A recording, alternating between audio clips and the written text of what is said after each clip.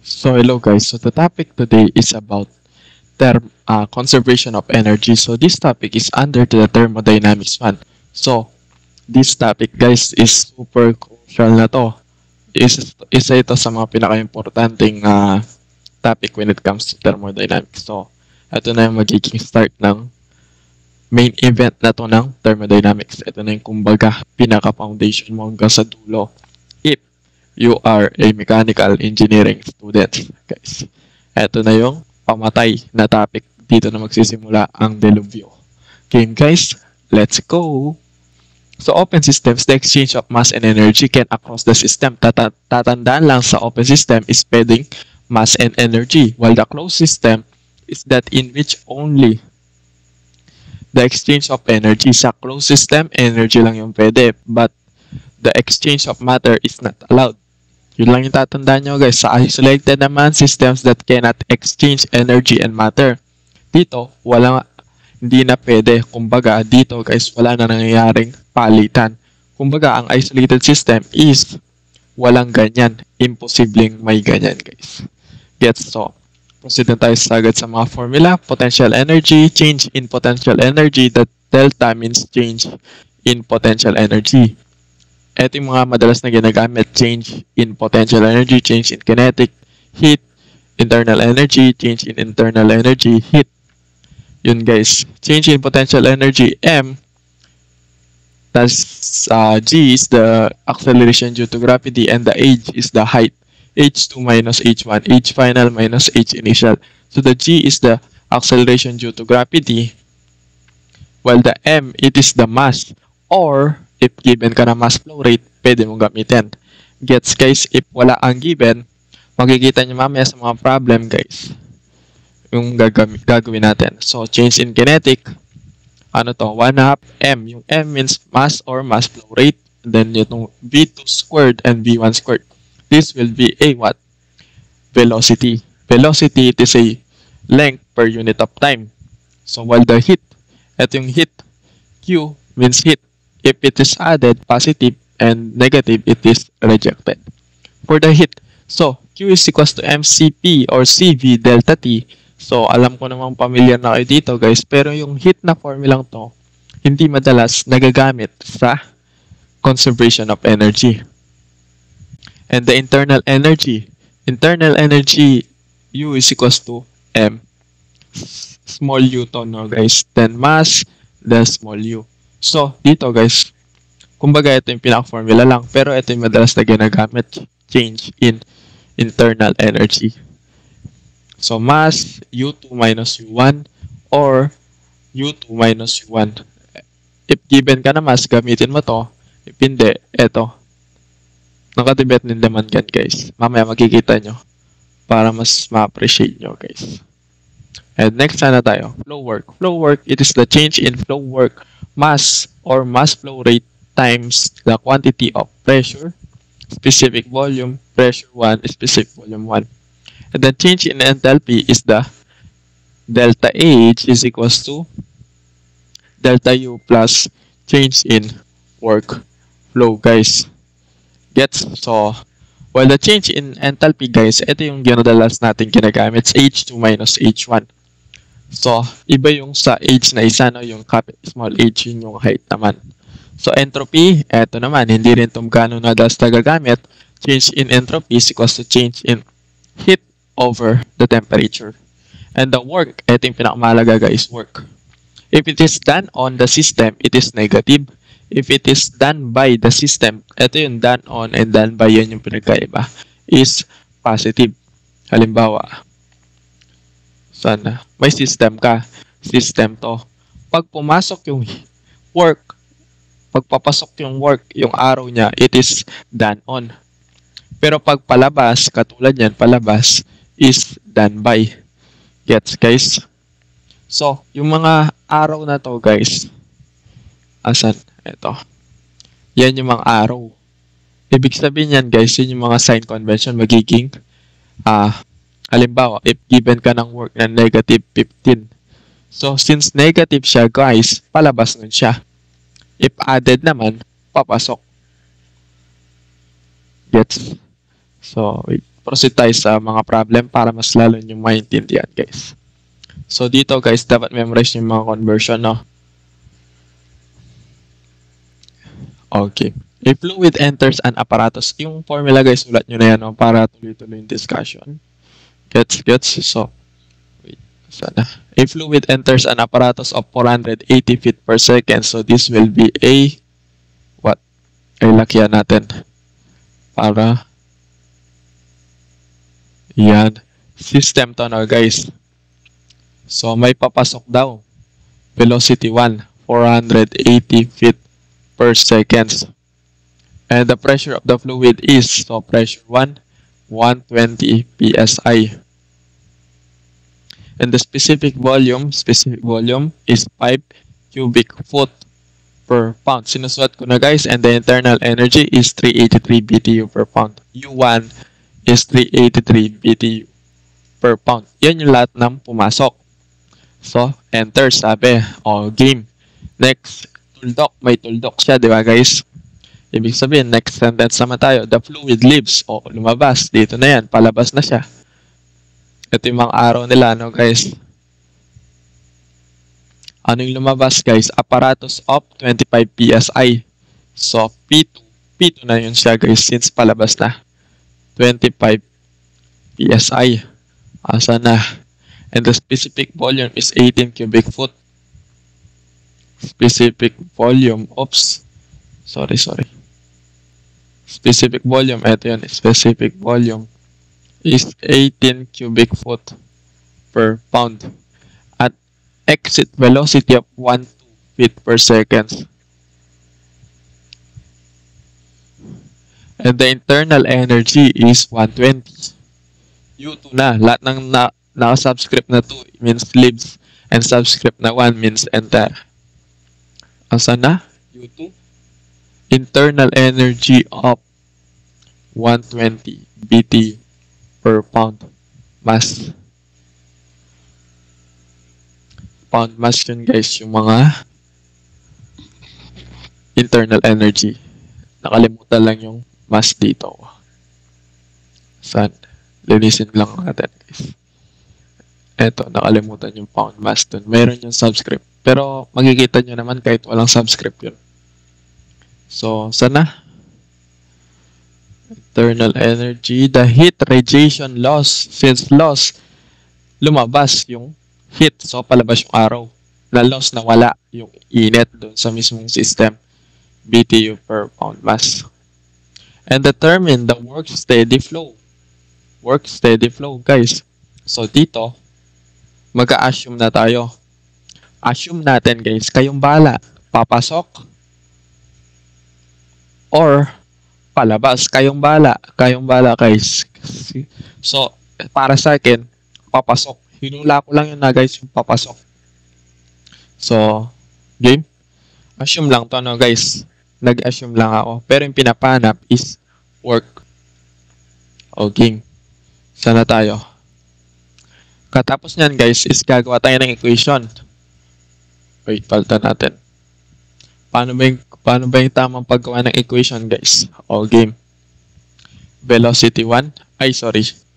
Di pa pala tayo gagawa ng equation. Nakalimutan ko. Sisimplify natin yung mismong system. Paano natin sisimplify yan? System. O, game. Sisimplify. Etong velocity is involved niyan, guys, is kinetic energy 1. Ito sinabi ko sa inyo, screenshot nyo to. Since may velocity tayo. May velocity tayo. So, ito yun. So, kinetic energy siya. May kinetic energy, then, ito pa yung isa, guys, yung nasa kabila.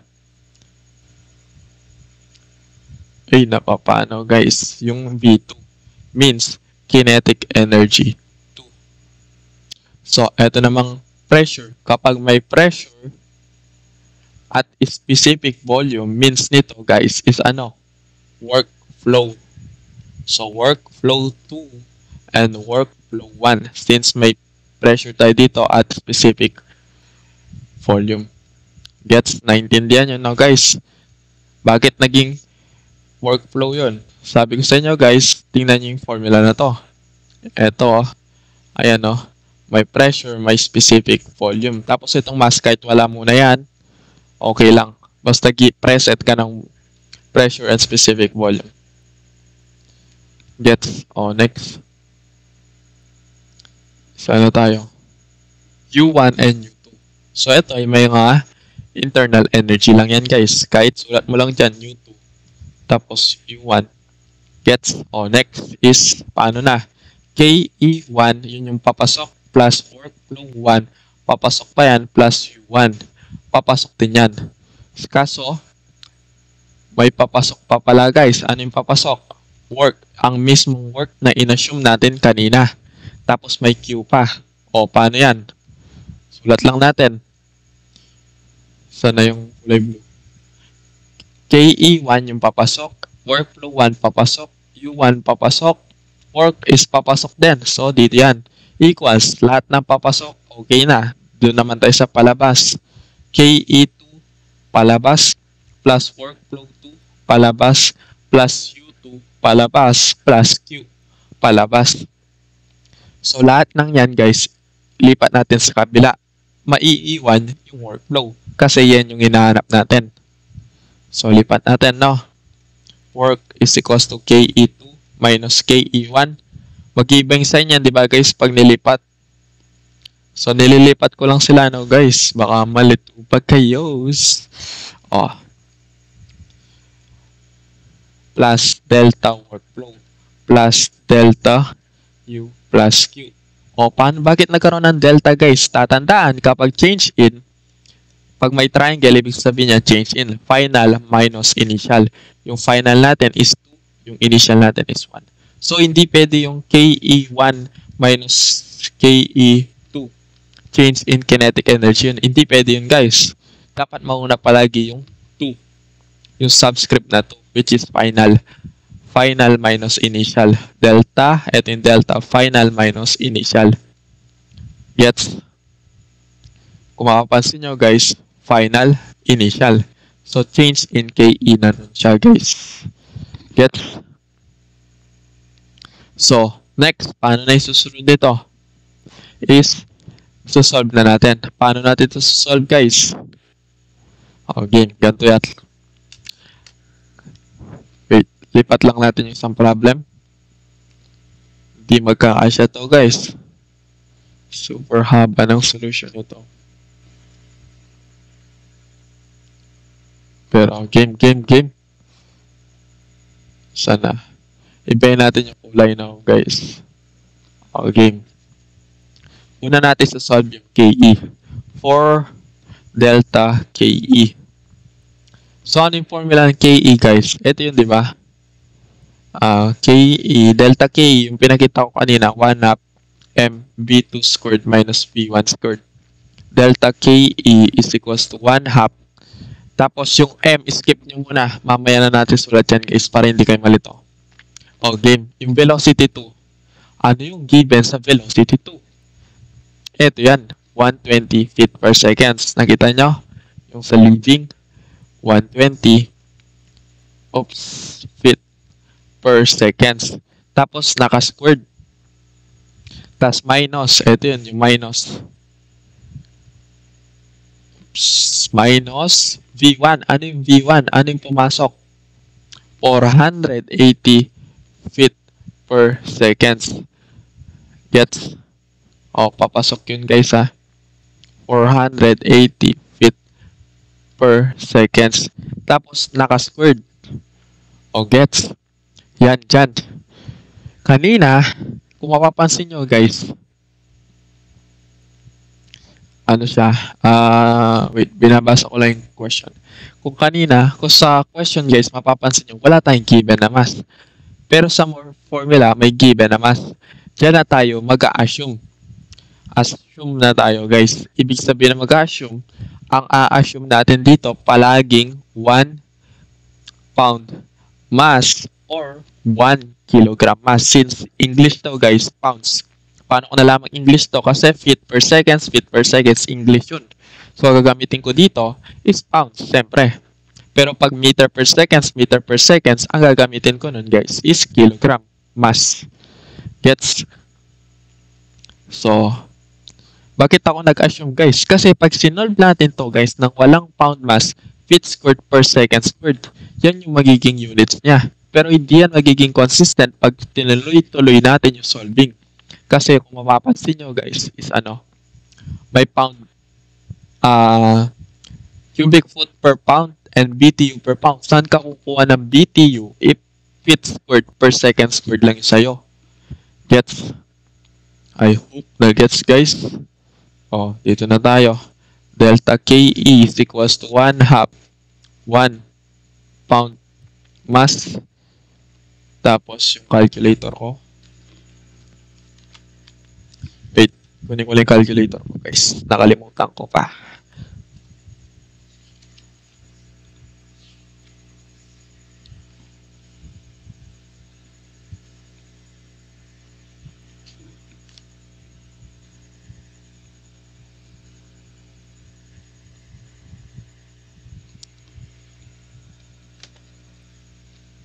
Oh, game. Sana. Oh, muntikan na guys. Exit velocity pala is 1,200. Buti nakita ko guys. Kung hindi, mababaliw tayo dito. Yan. 1, 2. O, game. Compute na natin. Yung feet squared and second squared, pinactor out ko lang no guys. Para hindi na tayo mahirapan when it comes to solving guys. Gets? So, calculate ko lang no. 1, 2 squared minus 480 squared. Ang magiging sagot dito guys is 1209600, di ba? Times 1/2. Then, yung makukuha natin guys is malaking units ay malaking value, di ba? Pero yung ganito yung gagawin natin para isang bagsakan na lang. Since 1, 2 square minus 480. Yung mga units nila guys, ito yun. Pinactor out ko lang. Di ba yung units mag-i-square din siya guys? Okay. Katapos yan guys, parenthesis. Bakit? Bakit kailangan nating i-parenthesis pa yan guys? Kasi ang pound mass feet per second squared is equals yan sa 32.2 pound mass feet per second squared ng 1 pound force, diba guys? Gets? So, 1 pound mass, cancel. Yung feet, cancel. May matitirang isa. Tapos yung second squared, cancel. May natirang tayong feet dito. Oh. Sana. May natirang feet. Ano ibig sabihin nun guys? Solve muna natin no, para hindi kayo malito. Okay, 1/2 times 1/2 squared minus 480 squared times natin ng 1 all over 32.2. Ang makukuha natin sagot dyan is 18782.6087 pound foot. Saan galing yung foot? Yung natirang isa, foot pound force. Gets guys? So, foot pound force yung natira. Tapos, i-convert natin into BTU. Paano ko na lamang i-convert sa BTU? Ganito lang yan guys. Since mga ibang units is naka-BTU guys, it means matik magiging BTU na yan. Hindi naman sa matik, kumbaga mapapansin nyo naman na para maging consistent yung units nyo. Since ito cubic foot per pound, ito pound square inch, ito feet per seconds, magulo, di ba? Literal na magulo guys. Ang gulo ng units nila. Pero mapapansin nyo, pagdating sa U2 and U1, naka-BTU per pound. So mapapaisip ka na yung gagamitin natin is BTU per pound na. Tapos tingnan nyo pa yung heat, BTU per pound pa. Talagang BTU per pound na yung gagamitin natin dyan. 778 ang isang BTU ay may 778 foot-pound force. O, cancel na yan. Cancel. Ano yung natira? Times 1 all over 778. 24.12. Change in kinetic energy is 24.1422 BTU. BTU per. Bakit may per? Per pound mass na inassume natin. Yun yung inassume natin. Kita ba yung binilugan ko, guys? Ito, oh. Yun yung inassume natin. Gets? Pag nag-a-assume tayo, palagi natin lalagyan ng per pound mass, per kilogram mass. Kung ano yung inassume mo. Yun yung madalas ginagamit, no? Pound mass and kilogram mass. Pakailagay mo dyan, 1 kip, ha? Boy, wag mong gagawin yun, kapatid. 1 kip is equals to 664 long. De, joke lang. 1 kip cost 1,000 pounds.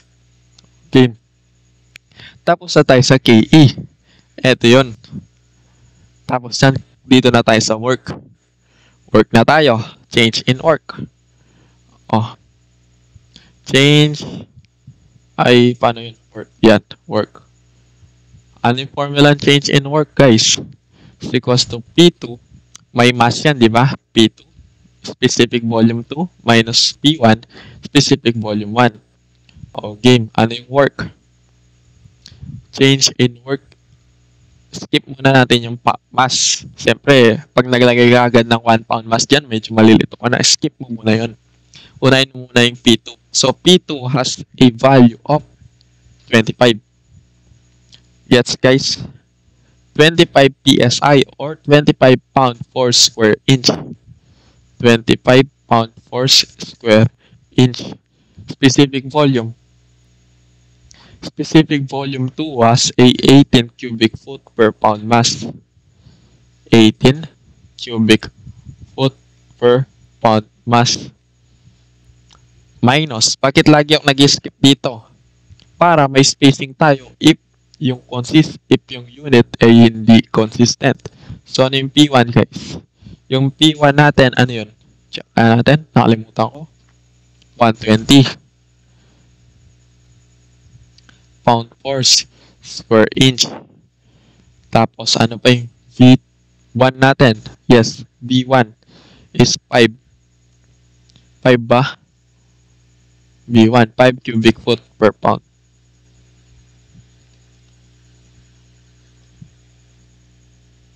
Yan. O, gets. Tapos, dito natin lagyan ang bracket. Yan. O, goods. Tapos, try natin mag-cancel ng units. Kung mapapansin nyo, wala maka-cancel. Anong gagawin? Yung inch, convert natin into feet. 12 inch in 1 feet. Tapos, lagyan mo pa ng squared. Since matik, alam nyo na yun. Bakit nilagyan natin ng squared? Para maka-cancel lang yung units, diba, guys? Cancel to square. Cancel din to. Ito may matitirang isa. Ito maka-cancel. Ito may matitirang isa. Ito maka-cancel. Tapos ito cancel na. So ano yung natira? Anong units yung natira, guys? Pound, force, feet per pound mass. Gets, guys? Tapos change in workflow.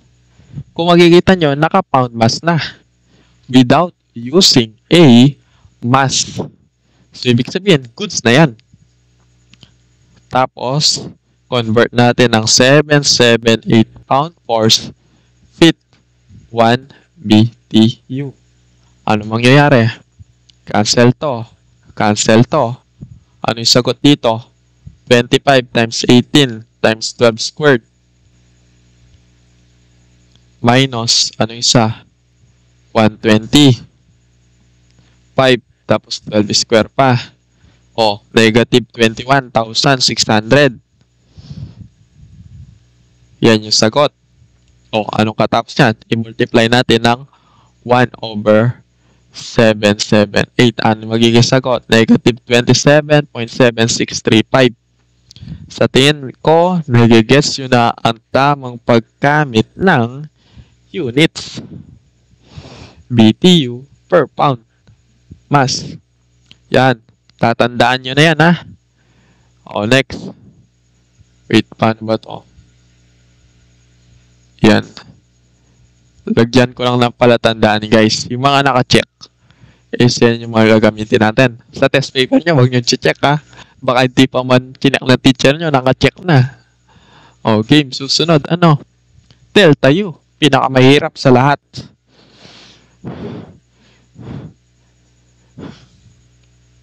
Delta U. Change in internal. U2 minus U1. So, ng U2 natin. U2, 120 BTU per pound. U1, 383. 120 minus 383. 120 minus 383 BTU per pound. So, ano yung sagot dito? Ayan, kita nyo na guys.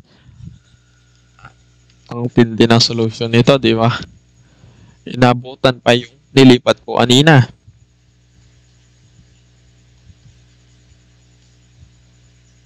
Oh, 283 ba? Ay, 263 pala. Oh, goods. I think pagkakasya na lang natin dito para hindi na tayo mag-usog pa ng problema. Oh, paano na to? Check din natin to. Huwag nyo check yung test paper nyo ha. Tapos may Q pa pala. Yung Q, paano yan? Napakahirap yan. Given na yung Q ng BTU per pound. So, pen mo na lang. Ito, dito na lang Q. Is equals to, ilan yun guys? Ilan yun? 10. 10 ba? 10. Per pound. As of goods. I think goods na mga kapatids.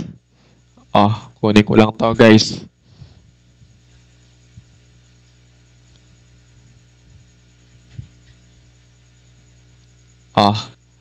Game. Work is equals to change in kinetic energy. Ano yung value nun, guys? 24.1422. Plug and play na lang yan, guys. 24.1422 BTU per pound plus anong workflow natin? Workflow. Negative 27.7635 plus negative 27.7635 BTU per pound mass. Next, plus change in internal energy, negative 263 BTU per pound mass. Plus negative 263 BTU per pound mass. Yun yung Q ay U. And then yung Q pala plus 10 BTU per pound mass. Pwede na yung sulat na yan guys.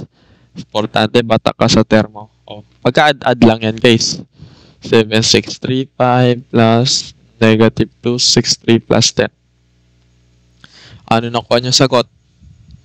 Work is equals to negative 256.6213 BTU per pound mass. Kung ano mapapansin nyo guys, negative. Ang negative na yan guys is, tingnan natin no. Negative.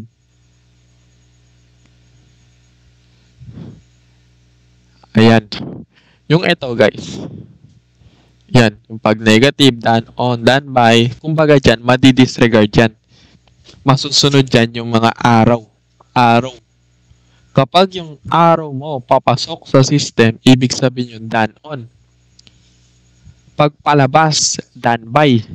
So, ulitin ko. Since yung assume natin is papasok, kaso yung sagot is naging negative, ibig sabihin nun, mali yung assumption natin. So, dapat pala yung assumption natin is work is palabas. So, the answer is palabas dapat. Ano ibig sabihin pag palabas? Done by. So, ibig sabihin yan, ang work is equals to 56.6213 BTU per pound mass is done by the system. Yan yung ibig sabihin yan, guys. Yan. Gets? Pero if yung sagot mo naging positive naman, yun na yung sagot mo, guys. Ibig sabihin yung assumption mo is tama. Since mali yung assumption natin, so ibig sabihin done by the system. Kasi yung una nating assumption, ano yung una nating assumption? Papasok. Pero yung naging sagot is negative pag papasok. So, ibig sabihin, mali daw yung papasok, dapat pala palabas. So, ibig sabihin ng palabas is done by the system. Gets? Oh, next, proceed na tayo, guys. Paano ba ito yung usog? Usog lang natin ito, no?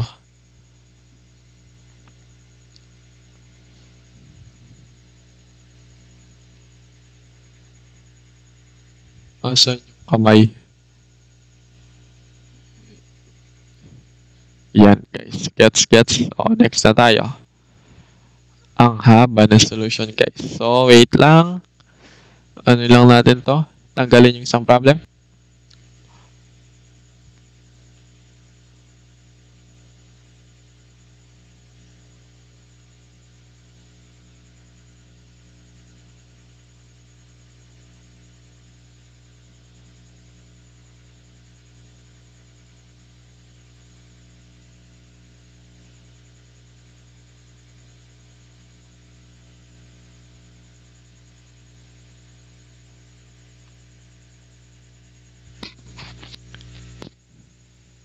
Okay, guys.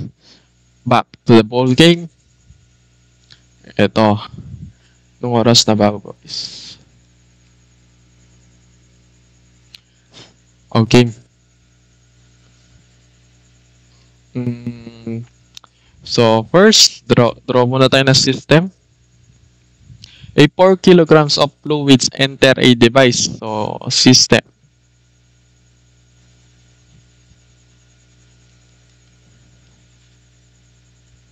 Papasok. So, 4 kilogram per seconds. Ibig sabihin yun, mass flow rate. Mass flow rate is a unit of mass per unit of time. Itong topic na to, di ko pa na ito na-discuss, conservation of mass. Inuna ko na yung conservation of energy kasi malapit na yung quiz o game. With an initial pressure of 700 Pascal, kilopascal, initial velocity is v1, 70 meter per seconds, and yung palabas is ano? Density 1, 3.0 kilogram per cubic meter. Basahin nyo na lang, guys. And the leaves, ibig sabihin umalis. So, yan yung umalis. 182 kilopascal. Tapos, ano pa? Ano pa yung umalis, guys? 150 meter per seconds. And ano pa yung labas? Density 2, 0.80 kilogram per cubic meter. And heat loss. Ibig sabihin ng loss na wala sa system. So, palabas. Q, 19 kilojoule per kilogram. So, and the work done by the fluid is 232 kilowatts. So, meron kang work done. By, kaso by, sabi. Wait lang. Oh, work done by. Ano kasing by, guys? Palabas, siyempre. 232 kilowatts. Yan yung work. Matik.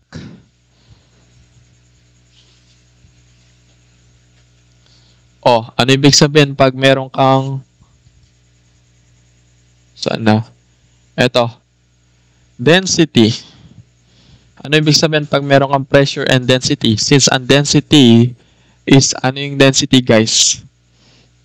Specific volume is equals to 1 over density. So, para maka-obtain ka ng specific volume, you need to reciprocal the density, guys. So, ibig sabihin lang yan, guys, na ang pressure na P1 and the density ay may katumbas na ano, guys?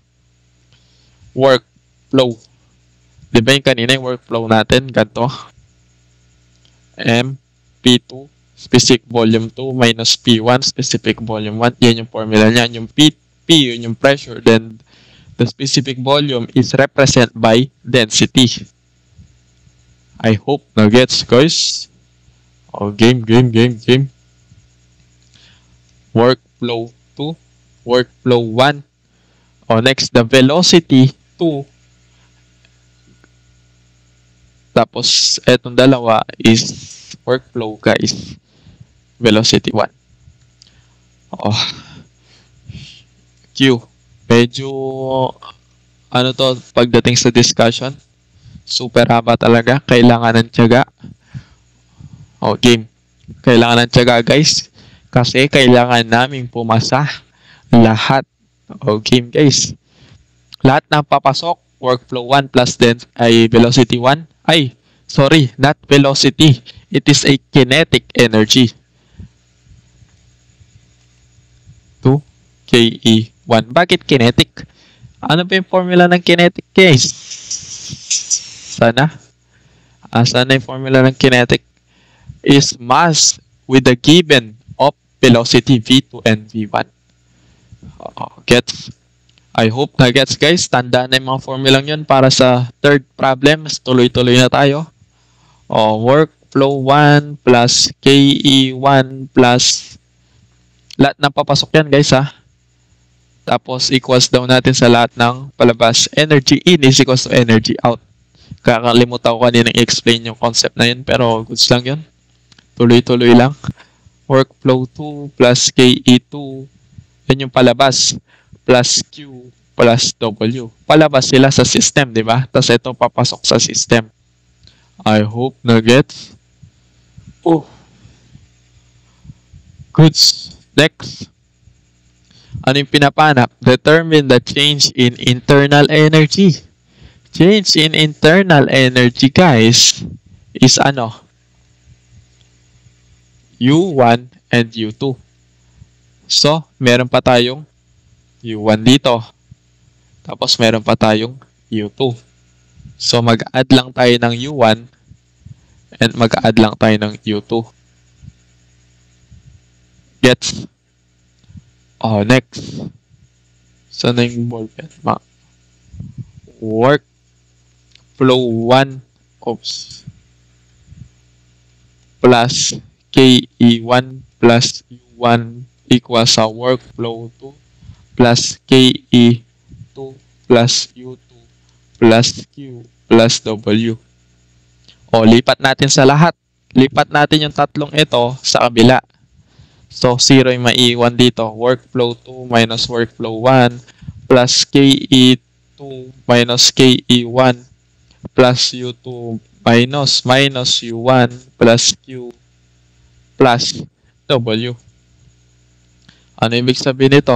Itong dalawa is change in workflow plus change in kinetic energy plus change in internal energy plus Q plus W. Kaso pinapanap is Q lang. Change in internal energy. Tama ba? Basahin natin ulit. Determine the change in internal energy which is denoted as triangle tas may U. O, ibig sabihin nito, lipat to. Tas may iwan yung Q lang. Q. Oops, sorry. Minus change in workflow minus delta KE minus U ay Q minus W. So, ito yung pinaka-formulang gagamitin natin. Pinaka-equation gagamitin natin. So, sana. Yan, tama. Yan yung pinaka-equation natin gagamitin. Kala ko walang W. Okay. Ibig sabihin nito, guys, purahin ko na to, no? Para may space na tayo. Gets na ba, guys? Di ba medyo nakakalitong hindi naman nakakalito? Time consuming lang talaga to. So, dapat our quiz is 3 weeks nating sinasagutan. De, joke lang. Kahit 2 oras lang, di ba, guys? Request natin. Sa mga nanonood natin, request natin 2 oras ang quiz 2. Okay. So, anong trip nyo unahin sagutan? So, workflow na tayo trip na nating sagutan yung workflow. Change in workflow. Ano yung formula niya guys? Workflow is equals to mass flow rate or mass na lang guys. Pwede naman volume 2 ay specific volume 2 and pressure 2 minus pressure 1 specific volume 1. So substitute, plug and play. P2 and specific volume 2. P2 is 182 kilopascal. Specific volume natin guys, ang represent as specific volume natin is density. So 1 over 0.80 yun, di ba guys? Oops, sorry. Palitan natin yung hindi magkakulay. Kanina orange and pula. So black na lang tayo. Ano yung pressure 2 natin? 182. Ang kilopascal guys ay katumbas niya ng kilonewton per meter squared. So sulat ko na dito kilonewton per meter squared. Ang specific volume 2 natin is specific volume 1 all over density. Since ang given is density, so gagawin natin 1 over the density. So ano yung density natin guys? 0.8 yun, di ba? Cubic meter per kilogram. Next guys, minus. Ano yung P1 natin? 703.0. 700 kilonewton per meter squared and 3.0. Oops. The density is given pala. So 1 over density. 1 over 3.0. Kilogram per cubic meter. Ay, density is kilogram per cubic meter. Asan na yung density natin? Sorry, this will be kilogram per cubic meter. Kilogram per cubic meter. Sorry, density is mass all over volume. Kilogram per cubic meter. Gets? So, parenthesis muna natin. Try natin mag-cancel if consistent yung units. Kilonewton. Ito matatanggal. Tapos may matitirang isa. Kilonewton meter per kilogram. Yung matitira, di ba? So, cancel to. May matitirang meter. Kilonewton meter is kilojoule. Paano to? So, yung meter niyan mapupunta sa taas, yung kilogram mapupunta sa baba. Times natin ng kilonewton. Since ito yung kilonewton, di ba guys? Kilonewton meter is kilojoules per kilogram. Pero anong gusto ng problem? Kilojoule per kilogram. So, tama. Kilojoule per kilogram yung gusto ng problem guys. Di ba? Solve natin. Kilonewton meter kilojoule. Sama, kilojoule per kilogram. Yung matitirang units dyan. 182 1 over 0.8 minus 700 1 over 3.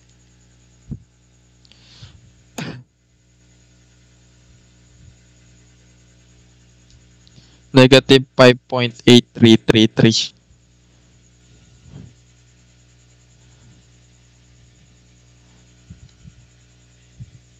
Ito, wait. Linisin ko lang now, guys. And determine the change in internal energy in kilojoule per kilogram. Sabi, kilojoule per kilogram, guys. Kung mapapansin nyo, guys, na kilojoule per kilogram to. Pero, mahirapan tayo pagdating sa dulo. Kasi mapapansin nyo, guys, yung ibang units, guys, is kilowatts. Tapos ito, kilojoule per kilogram. So, di ba medyo magulo? Mamaya pakita ko sa inyo paano yung tamang pag-manipulate ito. Sige, stay put tayo dyan sa ganyang consistent na units. Kilojoule per kilogram. So, ano magiging sagot dito, guys? 182 times 1 over 0.8. Uy, ano yun? Wait lang, guys. May napindot ako. Ayun. 1 over 0.8 minus 700 tas 1 over 3.0. Sige, stay po tayo dyan sa ganyang klaseng units, guys. Negative 5.8333 kilojoule per kilogram. That's the workflow. Pahirapin natin sarili natin. Sige. So, KE na tayo. Ganyan yung units. Stay put lang tayo dyan. Pero lagay tayo ng spacing dito. If ever, maging mali yung units natin. So, dyan muna tayo. Para alam nyo paano i-manipulate yung mga units. So, KE tayo. Ano yung KE? Wait lang. Ito. Ano ba yung formula ng KE, guys? KE is equals to 1 half mass V2 squared minus P1 squared. KE is equals to, sorry, black ball pen pala. 1 half. Ano yung V2 natin kasi, guys? V2 has a 150. V1 is 70. 150 squared minus 70 squared. Tapos yung units nila is meter per seconds, diba, guys? Ano to? 150. Tapos yung isa, V1, 70. Tama ba? 150 and 70. Oo, tama. Tas meter squared per second squared. Kaso, kung mapapansin nyo, hindi siya consistent sa units. Meter per second squared lang. Meter squared second squared. So, may mass flow rate naman tayo. Don't worry. 4 kilogram meter per second. So, dyan na magagamit yung 4 kilogram per second. So, kilogram meter squared per second squared. Kilogram meter second squared. Seconds kilogram meter per second squared is in Newton. Kaso may meter ka. Newton meter is joules. Kaso may seconds ka. So, watts. Kita nyo, guys, nag-watts din siyang mag-isa. So, ibig sabihin yan, may masamang pangitain. So, dapat yung kilojoule per kilogram natin dito is naka-watts din. Naka-watts din dapat to. So, sige, tuloy lang tayo sa ganitong units. Medyo magulong units. So, watts yung isa, tapos yung isa, kilojoule per kilogram. Sige, game, papalagan natin yan, mga brad. Para matuto tayo sa pag consistent ng units. So, ano yung sagot dito? 35,200 watts. Stay put tayo dyan, Pahirapan natin sarili natin. Yung Q, ano yung Q? 19 kilojoule per kilogram. Ito, di na tayo magsasolve dito. Plug and play na lang. Q is 19 joule. Ay, joule ba? Kilojoule per kilogram. Ano pa yung isa, guys? Delta. Ay, work na lang pala. Wala ng delta. 232 ata yun. Wait, tingnan natin. 232 kilowatts. Kilowatts, guys. Kita nyo na, guys. Hindi tayo magkaka-consistent sa units. Naka-kilowatts yung isa naka-kilojoule per kilogram, tapos yung isa watts, napakagulo. So, ibig sabihin lang yan is gawin natin consistent ang unit. Paano? Susundan natin yung units na kung saan mas mapapadali tayo. What if minultiply ko ito ng 4 kilogram per seconds? Dapat yan.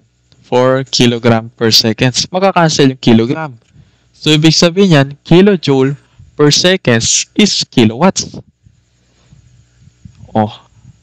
Ay. Yan. Ibig sabihin yan, guys, this will be a kilowatt. Q is equals to 19 times 4. 76. Kita nyo na?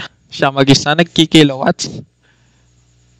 Para maging consistent yung unit nito, anong kailangan gawin? Multiply natin ang 4 kilogram per seconds para mag-cancel lang to. Kilojoule per seconds is kilowatts. Solve natin. Ano yung sagot dito? Negative 23.332 kilowatts delta workflow. So, napansin nyo? Dahil hindi tayo nag-multiply ng mass flow rate dito. Tsaka, doon lang. Hindi tayo nag-multiply. So, siya mag-isa, nag-kilowatts siya noong nag-multiply na tayo. Pero nung hindi tayo nag-multiply, kilojoule per kilogram. Ibig sabihin, ang best way to solve this problem is kilowatts muna. Kilowatts, goods na. Ay, ito, naka-watts pa. Kailangan natin to ng kilowatts. 35.2 to, di ba guys? Calculate na natin nga para sure. 35.2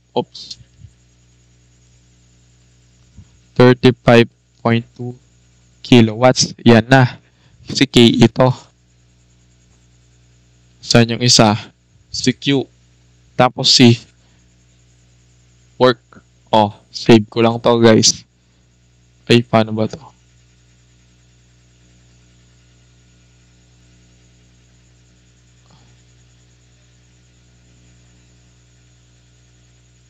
Oops, may nagkulang yata mga kapatid.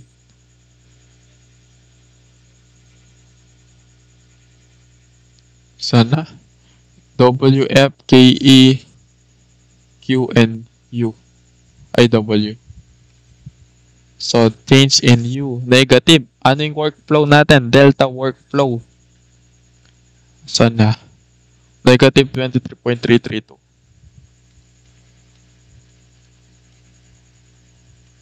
Minus. Ano yung delta KE natin? 35.2 kilowatts. Sakit na lang leg ko mga bro. Minus. Hirap pala i-discuss nito. Minus 232 kilowatts. Tapos, yun. Try natin, no? Pag-add lang yan, guys. 76 minus 232.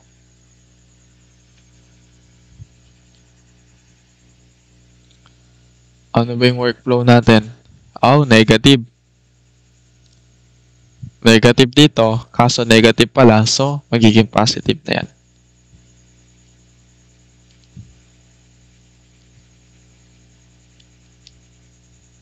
Ano yung nakuha nyo? Negative 319.8668 kilowatts. 319.8668 kilowatts. Kaso ano sabi sa problem, guys?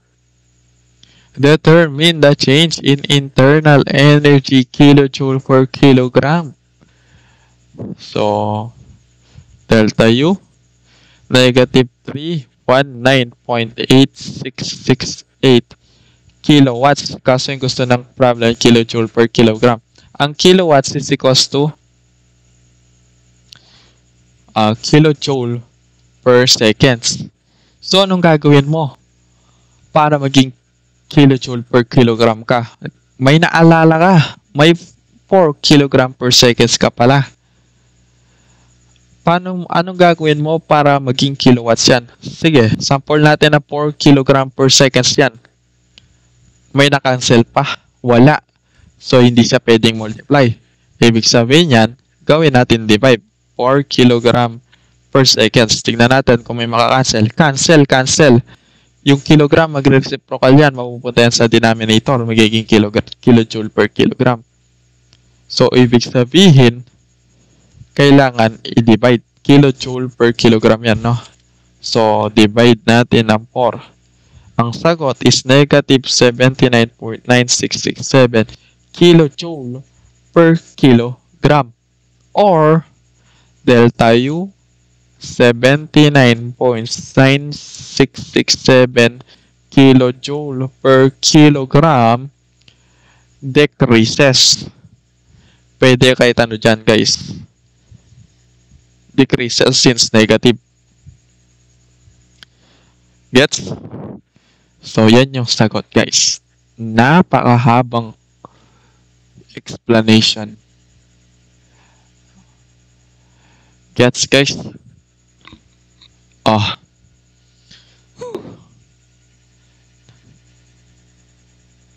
Eto, solve natin to. Solve pa natin to. Last na to guys. Ang sakit na ng leg ko, boy. Yung isa guys, try natin gumawa ng part 2. Ang haba pa naman ng last problem. Pero try natin gumawa ng part 2 for conservation of energy. But this time, tatlo na muna guys. Ang sakit na ng leg ko, mga brats. Subukan ko gumawa ng part 2. Habulin ko hanggang bago mag-quiz. Okay. Ito, mukhang basic lang to. Mukha lang guys. Di ko pa to sinagutan. Sabayan lang. Sabayang pagbigkas. Gets guys? So, sana guys, makuha natin yung correct answer for this problem guys. Gets? Okay, proceed tayo. Isang mabilisang discussion lang. System. May system ka raw. Turbine enters with an enthalpy. Oops, palitan natin yung ulay. Enthalpy. Enthalpy means H. Equals ilan yung enthalpy natin? 3628 kilojoule per kilogram. Kilojoule per kilogram. Ano kasi ito yung isa guys? At 70 meter per seconds. So, 70 meter per seconds. And leaves the same stage with an enthalpy of 2846 and velocity of 124 meter per second. So, calculate the work. So, work, let's assume to be on. Work done on yan kasi papasok. Assume lang yan guys. So, gawa na tayo ng simplification of the diagram for systems. Wait, yan. Oops. So, lagyan ko lang ng arrow guys. So, H2, H1, it means this will be a enthalpy. Kaso may velocity tayo, ibig sabihin yan, kinetic energy 1, kinetic energy 2. I hope nagigets na guys ng pakonti-konti. For delta KE has a formula of 1/2 m V2 squared minus V1 squared. Nagigets na ba guys? Delta KE may 1/2. Kaso space muna natin yung for the mass. Kasi titignan natin if the units is consistent is 124 squared minus 70 squared meter squared per second squared.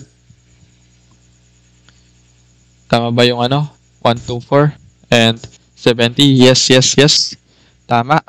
Meter per second squared lang.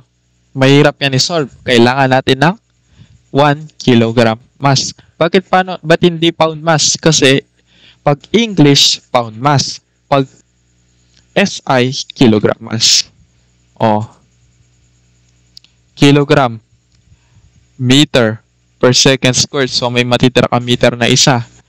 So, ibig sabihin yan, Newton meter or joule per kilogram mass na inassume mo. Kilogram meter.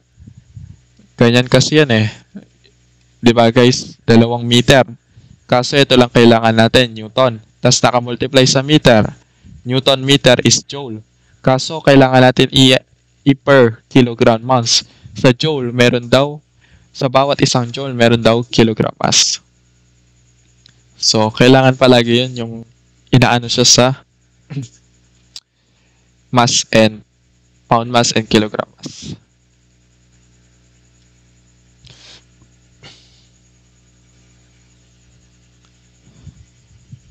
Hmm, 5238 joule per kilogram mass.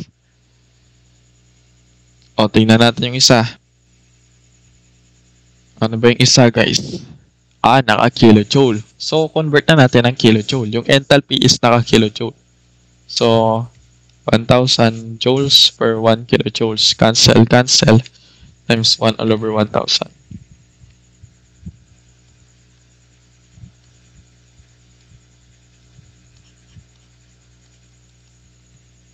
Gets naman. Oh, next, enthalpy. H2 minus H1. May mass din yan.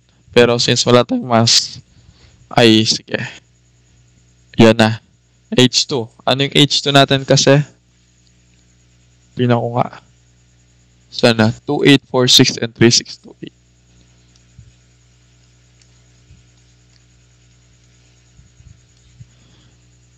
Kilojoule, kilogram. Delta H. Delta H. Ano to? 2846 minus 3628. 782 negative.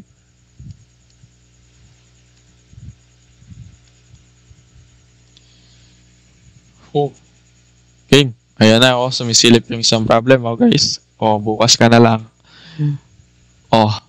Ano yung nakuha natin guys? Pinakalimutan ako, guys. Gawa-gawa pala tayo ng equation. Sa paggawa ng equation, nag-assume tayo ng workflow is paloob. So, H1 plus KE1 plus work equals to H2 plus KE2. So, lipat lang lahat yan sa kabila except sa work. Work will be delta H plus delta KE, di ba? I hope na gets, guys. KE2 minus KE1, delta KE yun. H2 minus H1, delta H. So, ito yung pinaka-equation natin. So, sumilip. Delta H plus delta KE. Oh. Ano yung susunod? Plug and play. Ano yung delta H natin? Negative 782 kilojoule per kilogram plus. Ano yung KE? 5.238. Sumisilip talaga, boys. O, solve natin, no? Ano yung nakuha natin sagot? Wait, kinakalkyo ko pa. Negative 776.762 kilojoule per kilogram. Kaso nag-negative.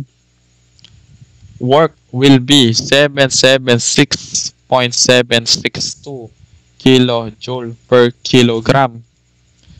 Ano yung assumption natin? Done on. Papasok. Ito guys, papasok.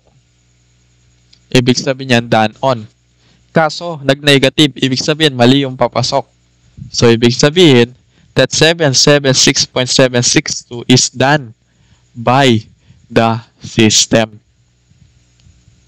Mawawala na yung negative sign nun, guys. So, done by the system yan, no, guys. Kasama sa box yun, yung done by the system. Buo yan, buo. Ay, nawala. Yan, done by the system. So, yan yung sagot, guys, for this problem. I hope naintindihan, guys. So, that's it, guys. Try natin gumawa ng part 2 and part 3 for conservation of mass. Pag medyo busy lang talaga ngayon, guys. So, try natin gumawa ng part 2 and part 3 for conservation of mass. That's it, guys. So, mabibigay ko lang tips is be consistent sa units. And dapat talaga kinalingan mo sa chemistry class natin. Kahit nakaka-stress yung subject na yun, guys. Kasi ang mechanical engineering is a foundation of chemistry talaga, guys. Yan na yung dadali natin hanggang 4 joule per kilogram, mass, mole. Yan, ganyan, guys. Workflow, yan, density, specific volume. So, that's all, guys. Thank you for watching. See you and God bless. Goodbye.